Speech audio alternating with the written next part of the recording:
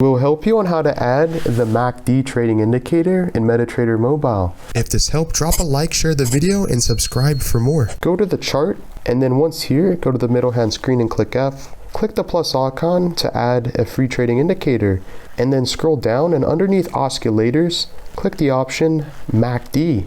You can change this for the EMA, the slow EMA, the MAC SMA. You can even apply this to the open or the close of the price. You can even choose to add and create a level if you would like for the MACD indicator. Make sure that all of the time frames is color blue so it applies. And then you can see you can change the color of the main indicator or even the signal. We'll keep this like so. Make sure it's color red and then click done. You have now successfully added the free MACD trading volume indicator or an oscillator in MetaTrader mobile completely for free.